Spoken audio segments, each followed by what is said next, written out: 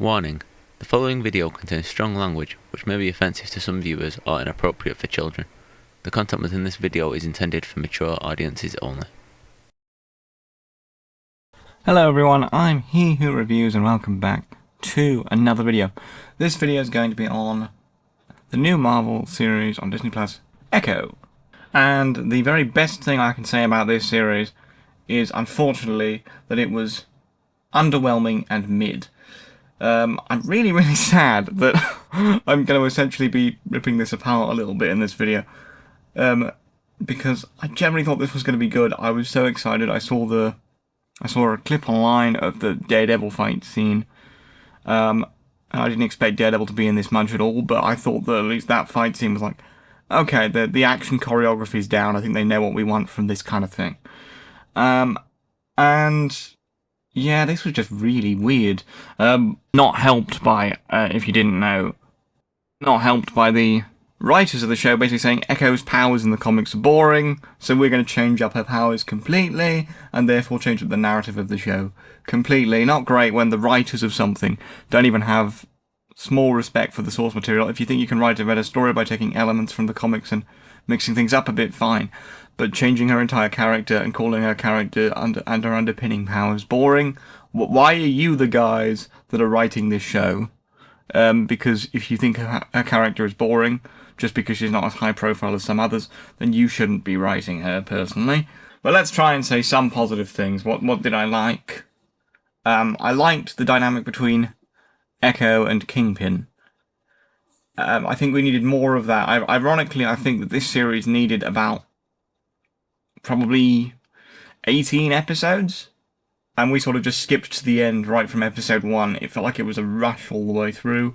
You didn't really understand anything that was going on with the ancestral parts, again because they changed her powers to some weird ancestral linked mind meld thing, which they never really explain, and apparently it scares Fisk half to death by the ending, which doesn't make sense because you don't really understand what she's done to his mind, other than made him relive a memory, which, according to the Netflix series, which this is apparently canonized to, you know, he thought about often, and he kind of recontextualized with his mother's views by the end of season 3.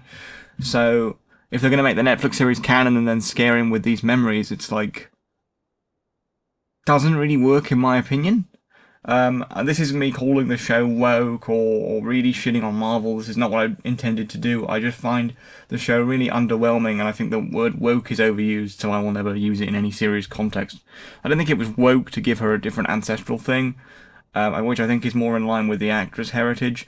I just think that the whole ancestral plot line, we got flashbacks throughout. It seemed like it was going to go somewhere, and then it sort of tied up really quickly by the end. To give Echo her powers, which weren't anything like Echo's in the comics, because the writers said they hate them. And then the powers didn't really make much sense either. All we know is she shit-scared Fisk, but we don't understand why, because there's never really given time or enough focus to provide you with an answer as to why. And frankly, it's Fisk. I thought he would come back swinging. So the series itself just felt really rushed. I had the feeling the first episode is the worst premiere, I think, for an MCU show, apart from maybe She-Hulk, because it's literally just a big previously on from Hawkeye, because they knew people weren't going to rewatch Hawkeye by the end of this. I feel like if they were going to do this, they should have done it with, like, the recap bit was 30 minutes long, which is why it felt like a big recap episode.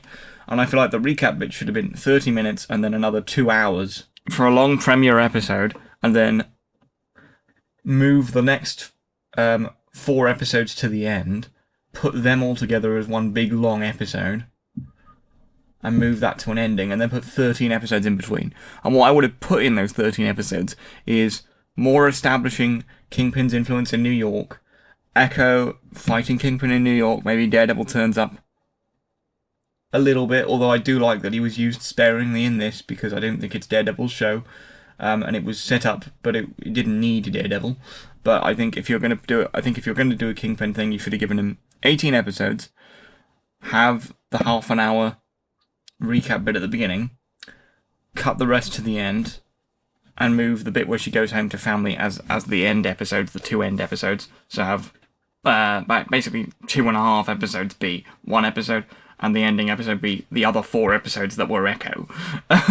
And then move it back to New York, have her fighting Kingpin, have her lose a couple of times, then have Daredevil and her team up in the back half to come up with a strategy to beat him together, and then have her think she's won, him run away, and actually say, I'm not running away, I'm going after your family. Then have this, what we had.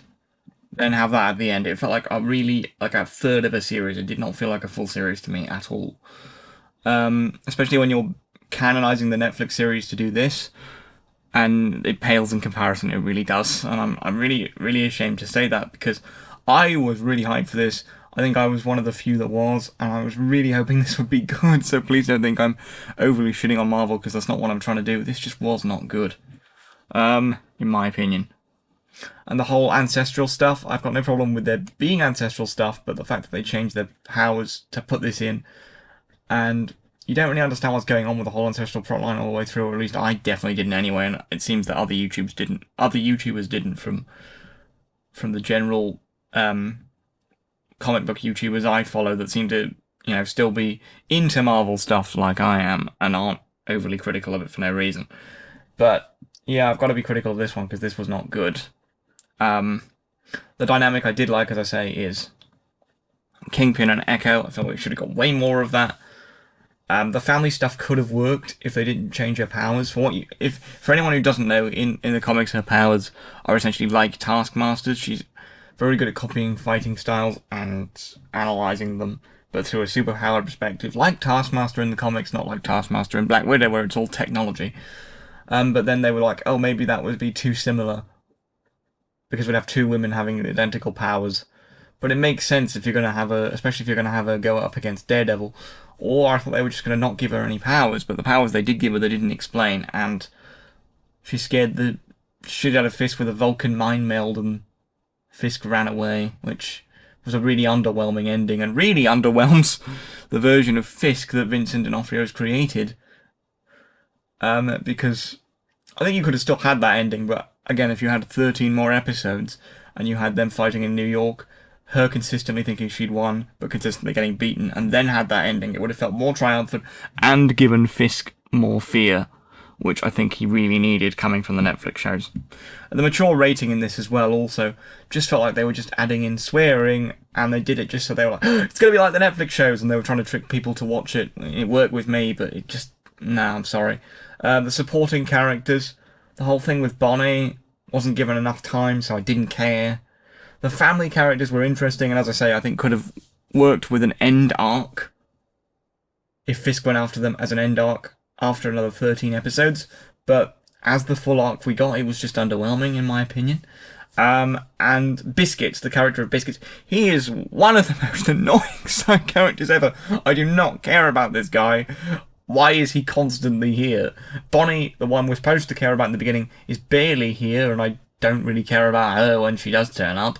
So yeah, the only character arc I liked was Fisk and Echo, but we didn't get enough of the conflict of him raising her, how she felt about that now, him not caring enough to learn to sign. We didn't get enough of that conflict, and this was the central conflict it was built upon, because they didn't throw in Daredevil too much, which I think was a good move. But frankly, if that's the central conflict you're going to build it upon, and you don't want to throw in Daredevil to attract people, then give it time, give it the time it needs, and this really didn't.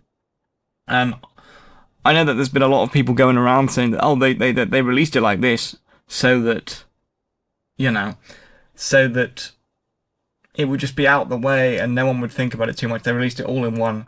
And I was like, that's probably just people posturing. I really hope that's not true. But, I mean, it was so underwhelming and so mid that I'm like, yeah, this probably is true, and it saddens me. It also saddens me that they've constantly changed Echo's powers. Frankly, the powers they've given her are so confusing. Just don't give her powers and have her go up against Daredevil and be a good fighter. That would have worked fine too. But they've constantly changed Echo's powers just because of one writer's opinion and one showrunner's opinion, and that just saddens me. I understood it with Miss Marvel, them changing her powers a bit to a more energy-based thing, because stretching with practical effects and CGI effects doesn't look the greatest. I don't think. Sorry, Mr. Fantastic, but I don't think it does. So it makes sense that with live action effects, they would have changed her powers to be less stretchy like they are in the comics. But in this case, he did not need to change her powers, not for going up against Daredevil, not for being a good fighter. It was just an unnecessary jab at the character. And if you have jabs at the character like that, you shouldn't be writing them, personally. This is just a mid-show. I have no interest in rewatching it. It was also just a long setup for Daredevil Born Again, with the post-credit scene at the end, which again I didn't think was earned. The post-credit scene at the end, I'm not going to spoil that, but I don't think the post-credit scene at the end was earned. There is one, watch it yourself and decide, but I don't think it was earned, and so the little tease at the end, it just feels like this series was a waste of time, and didn't really do Fisk's character justice. Didn't do Echo's character justice by any means either, but those were the two characters I actually cared about. The family dynamic stuff didn't work for me. The ancestral stuff just felt like weirdly intercut all over the place editing, especially in the first episode, but also throughout the whole of the series, and therefore it didn't work for me. And the ancestral stuff, giving her powers, which was predictable, and I was like, okay, we're hyping this up and it's finally got to this point. We've got to the end point of why she's called Echo, which again was changed because writers, and we've got to the end point, there's going to be a reason, and her powers look terrible and poorly explained. Okay, well, that was pointless, wasn't it? And Fisk's run away with his tail between his legs when we didn't really get enough to see him being a fearful combatant. The Netflix shows, people are arguing, oh, the Netflix shows are doing the heavy lifting here because they've canonized them, which they did with the trailer. Yes, they did. And they have, and they've talked about that, but the Netflix shows should not be doing the heavy lifting when the MCU is trying to show you what they want to do with Fisk in a mature rating. That's the time the MCU does the lifting, and it really didn't do it here for me. I'm sorry, it just didn't. So, in summary, I liked the Echo character. I do not like the changes. I would be excited to see Maya Lopez again. I think they did well showing off a deaf protagonist and how integrating the sign language and things into it. I liked her and Fisk's dynamic. Every other character in this I did not care about, I'm sorry. Because I just don't think they put the writing time in to make me care. Maybe I'm being overly harsh, but that's how I came away feeling. So, comment below and let me know what you thought. That's the end of the video. You can go now.